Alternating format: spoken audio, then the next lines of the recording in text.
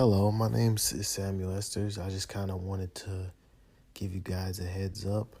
We're being advertised by the Anchor app, which is the easiest way to make a podcast. They pretty much give you everything you need when making a podcast because literally I just called my friend through the app and we literally talked everything out and the audio is fantastic. And it's all free. You can do it from your phone or your computer. And pretty much all the tools that they allow you to use, like whether it's adding audio or cutting stuff up, everything's very clean and clear. And one of the main things that I appreciate is they're gonna distribute our podcast through the app, through Spotify, Apple, and Google Podcasts, and many more. And you can pretty much easily make money with little amounts of popularity, I would say. So yeah, no, I would definitely download the Anchor app or go to anchor.fm to get started. Welcome to episode 1, Culture and Context. My name is Samuel. I'm a college student studying to be a dentist, applying to dental school. Yeah, I mean, Sam played high school basketball, so he got a little bit of knowledge. But my name is Corey Wheeler. Uh, like Sam said, welcome to Culture and Context. I'm currently a grad assistant at Oakland University, so I do a lot with the men's basketball team, stuff like that.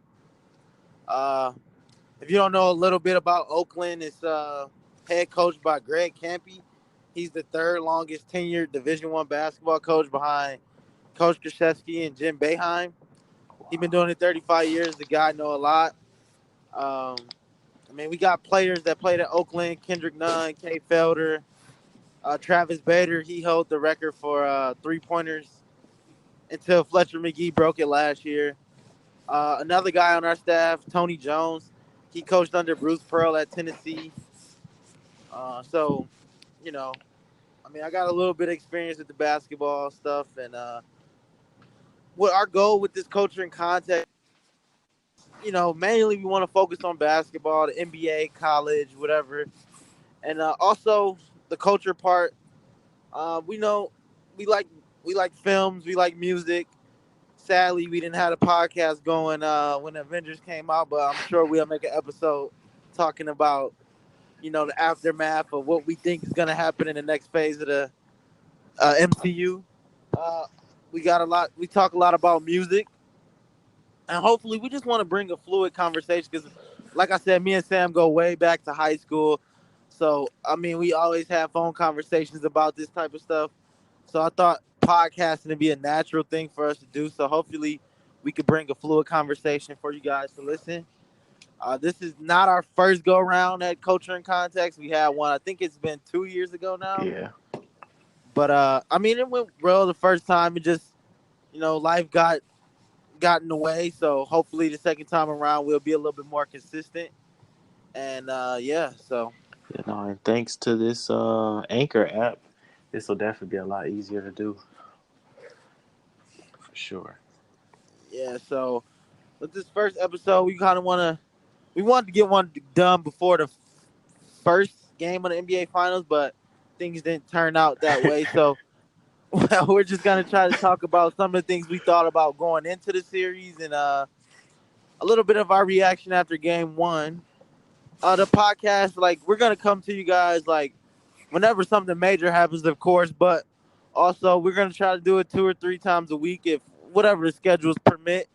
Sometimes some weeks get busier than others, but so yeah. So Sam, what did you think about going into both the finals? What did you think about going into the finals with both teams? No KD for the Warriors. Surprised DeMarcus Cousins played. What did you think? Well, first off, I realize this is probably the best defensive team they'll play. Like they've played in like the last 5 years. So I knew they would probably have a few issues with that, but my main thing with the Warriors going into it, I figured that let's see. they score at such a high pace that regardless of what the Raptors did, I didn't feel the Raptors would be able to score at a a high enough pace. But with the game one, it kind of showed a few things that kind of surprised me. But All right, just hold off on the. yeah, We're no, gonna get to game one, but what did you think? Like, how did you think the series will play out? Did you think the Warriors will win in five? I mean, obviously we saw what happened in game one, so the Warriors not winning in four. yeah. But what did you project? What happened? Like, what did you think? So I figured probably the surrounding cast around Kawhi Leonard would be over a span of I don't know 4 or 5 games. Probably just couldn't produce at a efficient and probably a high enough level. So like Kawhi will put up good numbers, and the rest of his teammates would get good looks, but I just didn't think they'd be able to make the shots. But yeah, I just didn't think they'd be able to make shots. Yeah, I thought. I mean, me and Sam, we were big on the Bucks. Uh, I thought, you know, I don't try to overthink this basketball NBA stuff. The Bucks had the best record all year long, Mm-hmm. and they played the most consistent basketball I've seen outside of the Warriors in a long time. Like the Cavaliers was making it to the finals, but like the regular season for them wasn't that consistent. Yeah, So I figured the Bucks and I just think it's hard to three-peat. I just think it's really hard for the Warriors to three-peat. I mean, only X amount of teams have three-peated in the history of basketball. I mean, in the last 10 to 15 years, the only team that's three-peated was the Michael Jordan Bulls. The Larry Bird Boston Celtics didn't three-peat. Magic Johnson didn't three-peat. So, and those Showtime Lakers. So it's just really hard to three-peat because the mental side of it, and when you look at the Warriors, like they have a good. I mean, I never questioned their leadership abilities. Bob Myers, the front office, Steve Kerr, we know what he's done. Steph Curry, so I never questioned that. But just in so far as winning this series, I just figured the Warriors would win in about 5 or 6. I mean, it's no knock on the Raptors. I just think Kawhi night in and night out, like you said, it's just the consistency of a second scorer. I mean, obviously in game one, Pascal had 32, and I think the Raptors did a good job all playoffs long of. I mean, it's not one guy, but somebody usually steps yeah. up to Somebody help always Kawhi. shows up. Yeah, I just don't know if that will be the case this series.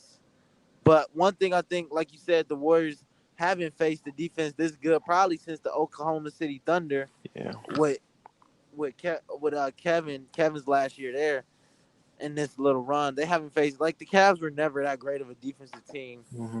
They They, just were they schemed really well when it came yeah. to the Warriors. Yeah, they schemed really And but, well. but but when they got Kevin Durant, I mean, Yeah, no, what they won one game and it was 8-1 in the last 2 years in the NBA yeah. Finals. So That broke the will, I guess you would say. yeah, and then Cavaliers got significant. Last year they didn't have Kyrie Irving. A lot of people forget about that.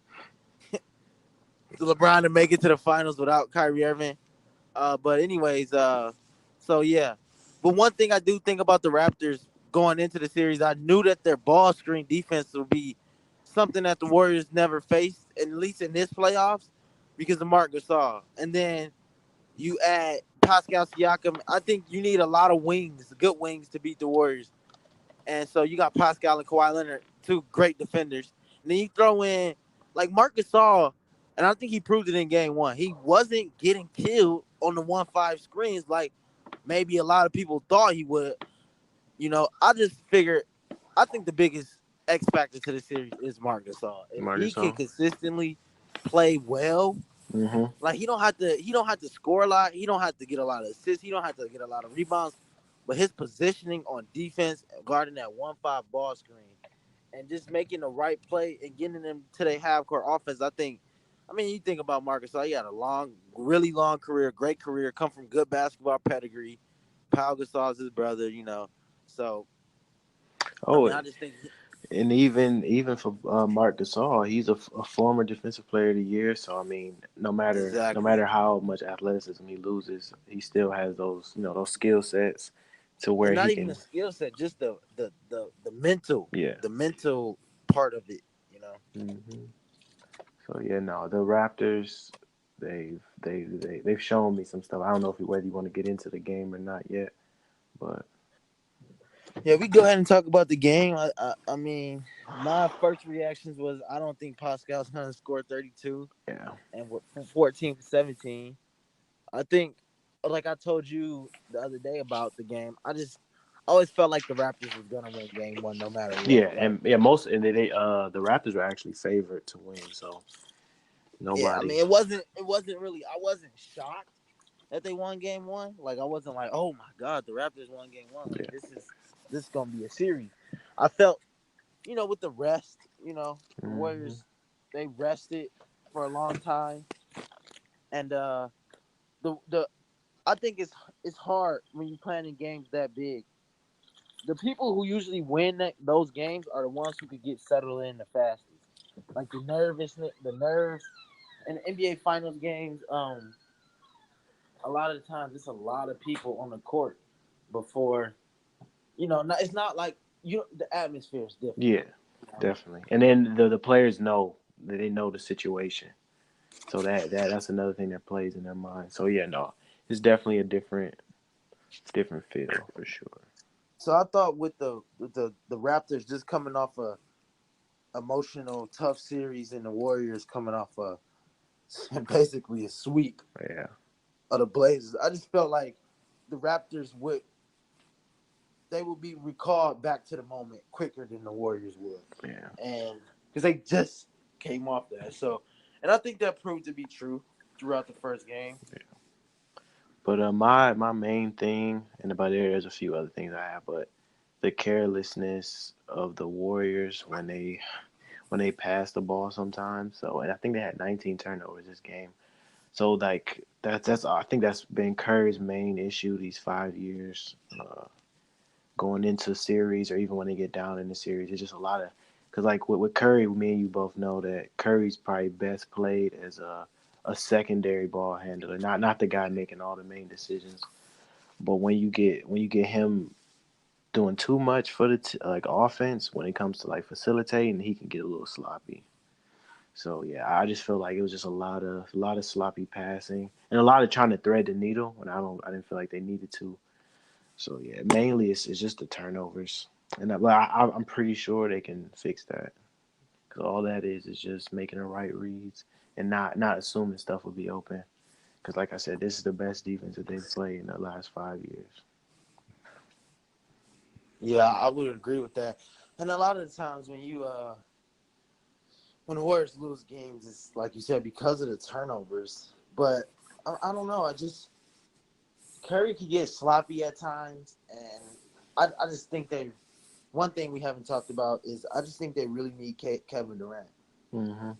And I know we want to talk about this a little bit later, but I think this series have big implications for the summer. And I mean, if the Raptors do go ahead and win Game 2, Kevin Durant comes back Game 3, or what if he don't come back at all, or he come back too late, and it's like the whole world can see like, okay, the Warriors aren't winning this without Kevin Durant. You Yeah, know, but like I was even thinking about that the other day. If you don't have KD, you're clear. Well, if they're maxing out players, I would have to. I'll I, probably I I look know at. what you're saying. I agree with that too. You don't have to have an Aaron McKinney out there Yeah, or Quinn Cook. You got freedom to go sign some other players, but at the same time, maybe the Warriors are thinking like, okay, we need this guy. Like, yeah, maybe and yeah. maybe and make Durant feel a little better. But anyways, back to the game. Uh,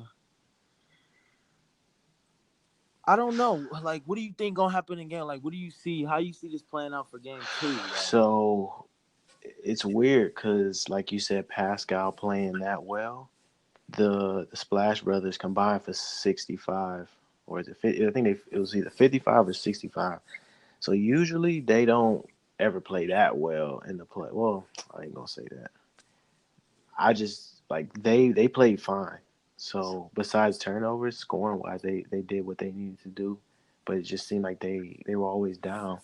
So I don't know whether they have to get better looks for the rest of the team, or the like Curry and Clay just need to get more looks. I don't know. It's confusing because Draymond obviously he's only gonna give you 6 or 8 points.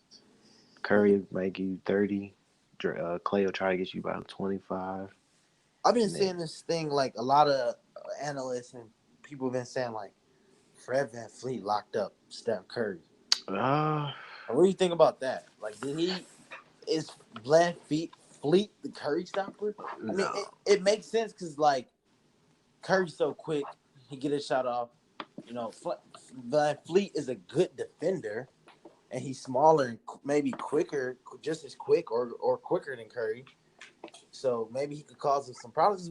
I mean, throughout this whole Warriors run, the only person that kind of, I mean, he's obviously Fred is not Patrick Beverly, but I don't know. I don't think Curry's seen a guy like this. Maybe what's the guy the Cavs had the first year?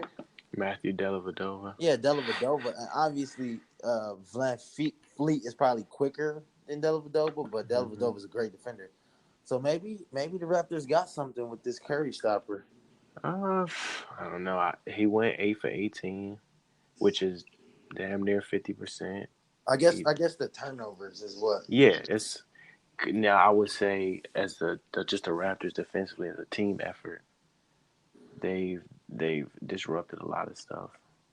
But I don't think Curry had a bad. Curry actually had a fantastic game just from the normal stats. But So what yeah, I don't so know. like It's weird because I rewatched the game and it just seemed like they were just down, but they were playing their normal Warriors basketball. But of course, since they only scored 109, that just means that they probably were never able to get their first look. So it was probably probably took took up a lot more time within their possessions. Even though obviously they still got 109, but you know how high scoring games are now.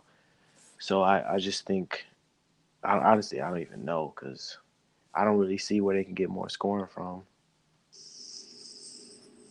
yeah, I don't either.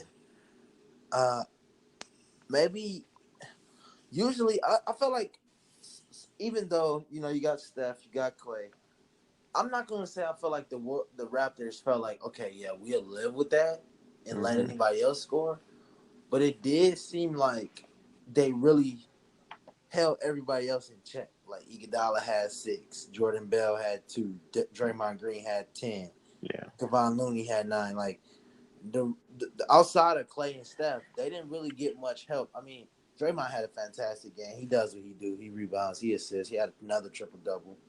But other than that, like the Warriors do have a terrible roster at this point.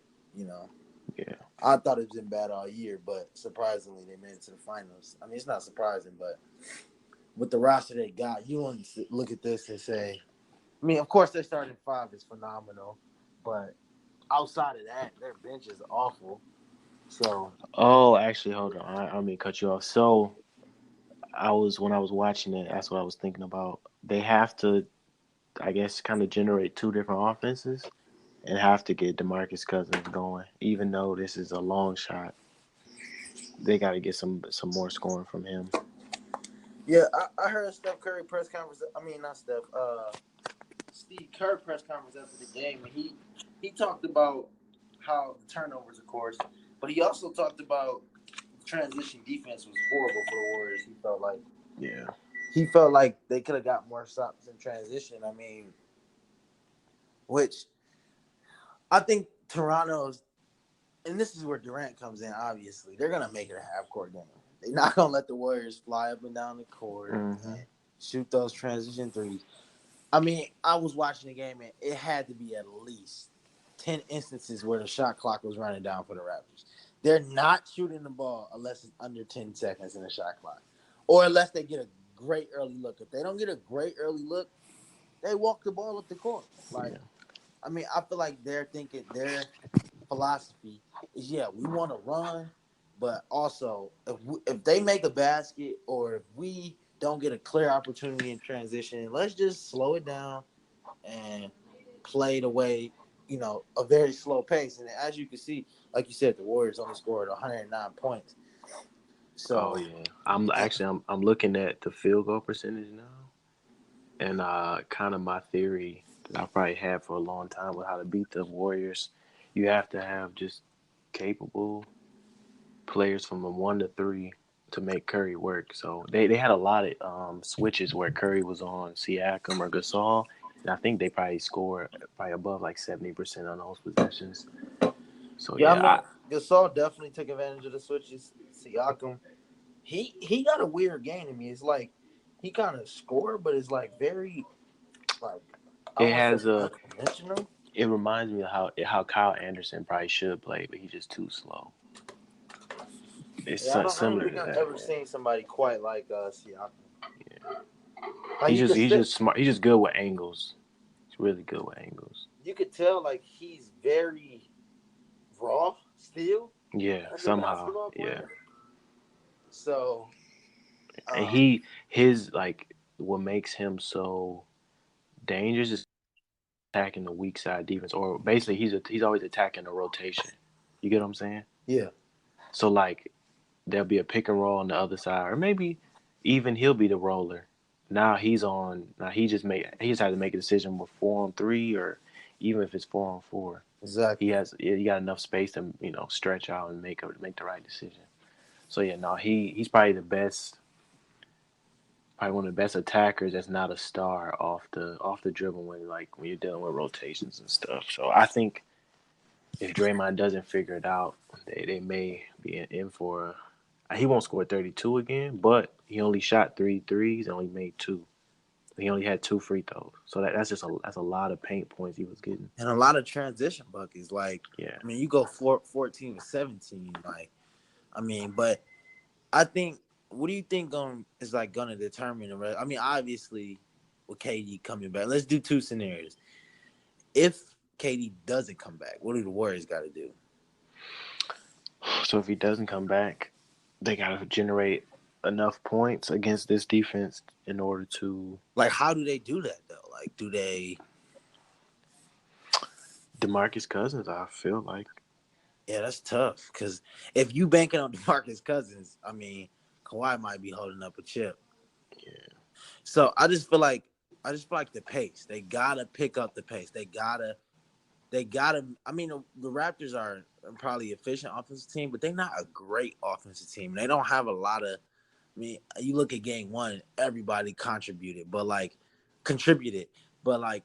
they don't have a lot of like. I don't think they can score with the Warriors. So I just think the Warriors gotta go. Like they gotta really enforce pushing the pace. But what comes with that is, like you said, the turnovers. I mean, that's always been a problem with the Warriors. I think it's something that can be fixed. Like it's not like a death sentence. I don't. I just think the Raptors are in a good position unless Kevin Durant comes back because I think they're gonna win game two, and I think KD come back game three. I don't know. I Yeah, don't no, know because if it's Kawhi could guard Kevin Durant, like is that? yeah. I Cause mean, really, how I'm looking at the next game, it feels like the Raptors lost in the sense that Kawhi didn't play his best, but I don't know. It's like the outlook for the next game kind of looks better for the Raptors than than the Warriors. Because I mean, the Warriors they got the looks they want. Because I was telling you, the Raptors, it didn't seem like they were giving up. Oh, no, it didn't seem like they were trying to take away anything really. So I don't know. I don't know. I just think when Kevin Durant goes out, I mean, yeah, you get Steph Curry flying off ball screen. You get that action. I mean, flying off down screen and stuff.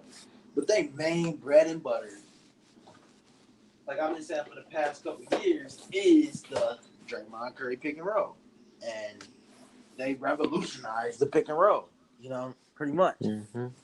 So, but like you got Kawhi and Siakam and Marcus Gasol, and I mean, Van Fleet is a smart defender, and Kyle Lowry is a smart defender. So, like, regardless if Durant does come back, uh, I don't know, man. I just it's looking good for the Raptors. Yeah, no, usually when you like this isn't even a Golden State's best game, but outside the turnover, this is a normal Warriors game, and they came out on top. So from a Warriors standpoint, I would say either Curry just gets more possessions, so eventually he's got to get to the point where he's becomes more of an inefficient scorer.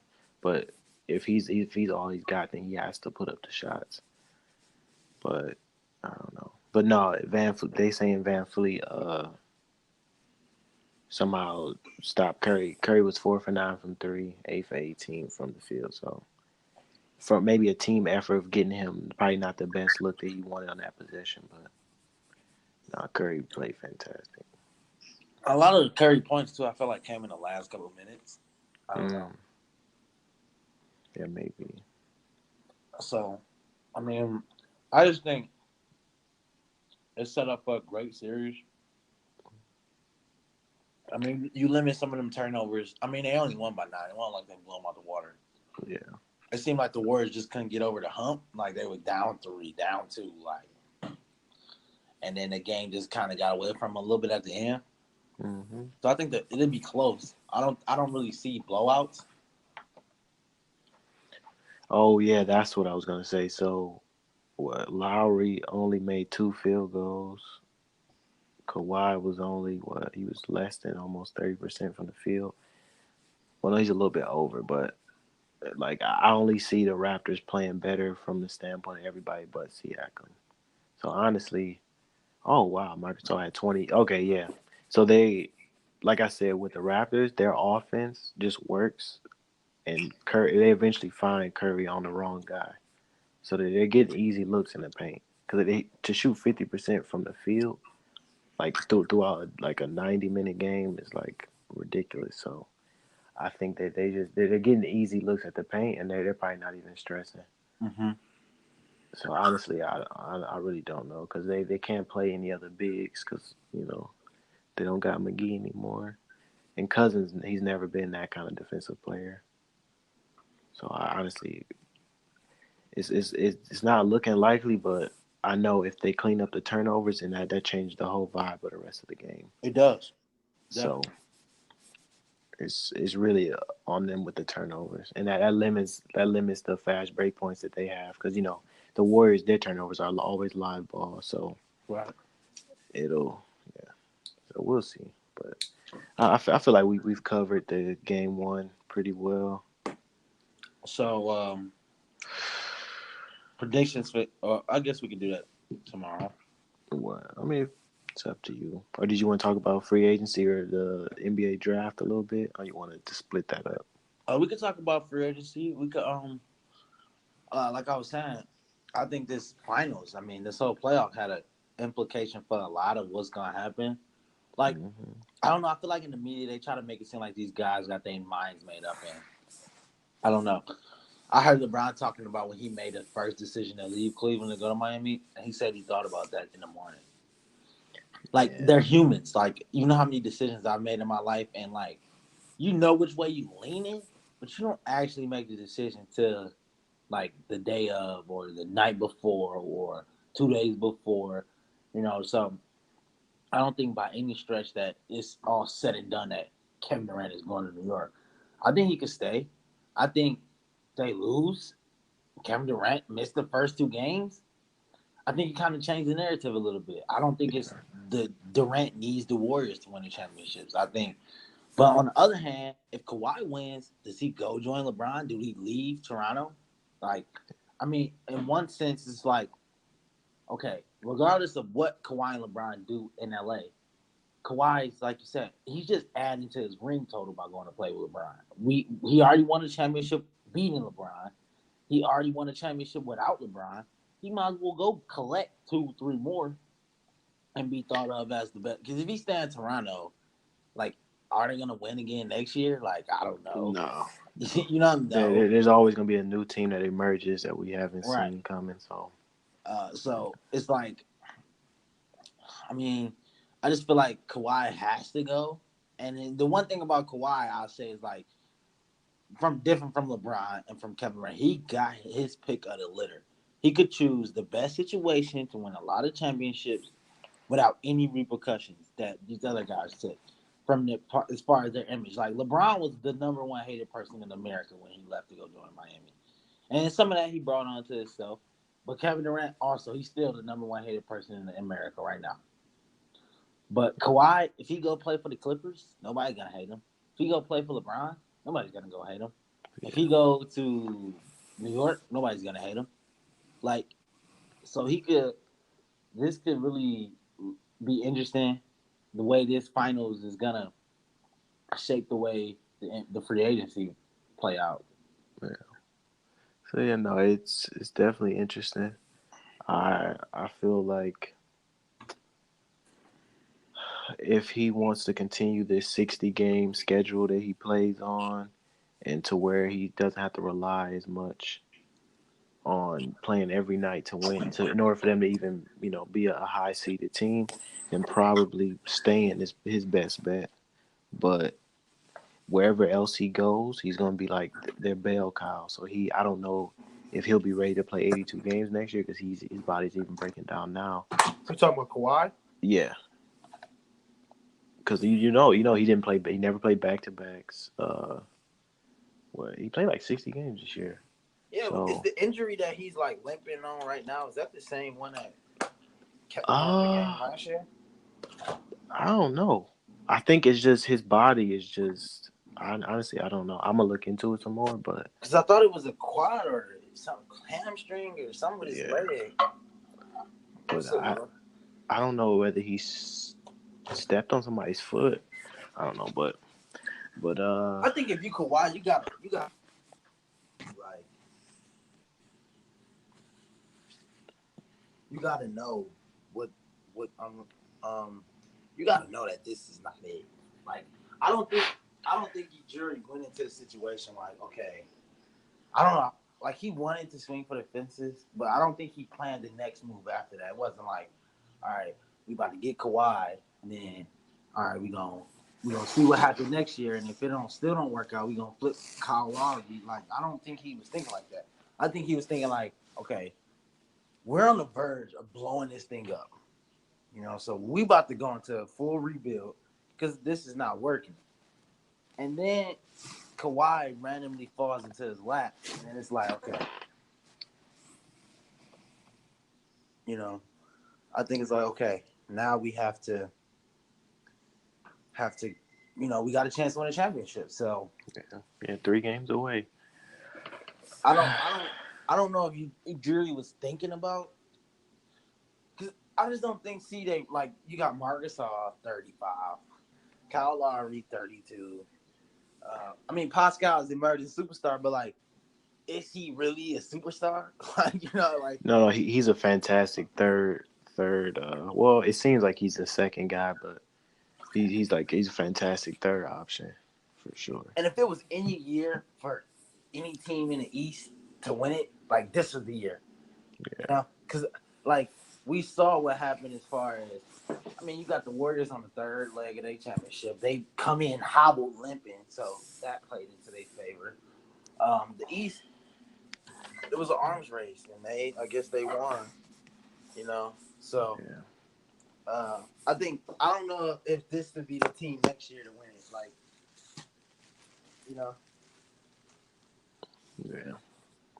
what do you think about Kyrie and the Boston and the LA and Anthony Davis situation? How you see all So, that playing out? so with Kyrie, I know for sure the offense was way too. What do they say? What do they call it? Too diplomatic, or basically it was just too much involved in every player on the court. Instead of kind of, I think how he envisioned it was going to be kind of how when Isaiah Thomas played there, where the offense was solely through him, and then the rest of the guys fed off of it. Right. But because of the success that they had while Kyrie was down, I think well, I think everybody knows that it destroyed just the roles. Like, cause me and you, we talk about what makes the Warriors so great is like Draymond knows his role, so he knows he won't ever really be needed to score 30 in a game. So he knows he needs to focus solely on playmaking and defense. And Sean Livingston knows he's not as good as Steph Curry, so he doesn't. You never heard him complain about anything. when it comes to playing time or anything. But let's say now this would have to be early in Curry's career, but so basically the Celtics never had defined roles even going into the year, and then having Hayward, who had the foot injury that just it just played a terrible role in just I think the thought process of like what are we trying to like are we trying to win or are we trying to get this guy healthy? Because like I think they started him at the beginning of the year. I know to try to get his hopes up, but it's like I was telling you, the East wasn't gonna be as easy as it usually is. So like those wins mattered. Like at the end, like it clearly mattered. I mean, So I think I don't know how I feel about that, but I mean, I think you were right about what led to the demise of the Celtics. I also think I don't think you can play a democratic offense where everybody shares and touches the ball. well, everybody has to know their role. That's the thing. I agree. Because you got Tatum training with Kobe, and like the offenses in the NBA aren't even like if you're not shooting it at a Kawhi clip, at that efficiency, then you really shouldn't even be shooting those shots. So I just think there's a lot of miscommunication, a lot of ego, a lot of probably families in the background telling them what they should be, where they should be, instead of just buying into this season and figuring it out at the end of the year. I think Kyrie coming out and making that comment about what he said to LeBron. Oh yeah, and the thing is, Kyrie, he has this weird thing with how he wants himself to be perceived in the media. So he thinks he's like playing games, but like we clearly know what he's doing. So like everybody knows he's leaving because like this is not his thing to play like this, and it's making him look bad. Even though he's proved under probably the greatest player ever, you know that he's a fantastic scorer when it comes down to breaking down defenses. But when it comes to leading somebody through 100 game season, I don't know if Kyrie has to be the guy in order to do I that. mean, honestly though, like I know, like we talk a lot about Kyrie being a bad leader and this and that and the third and all that, but could anybody else succeed in that situation? Uh, I see. I don't know how much of the locker room issues played a part in just the game day to day stuff.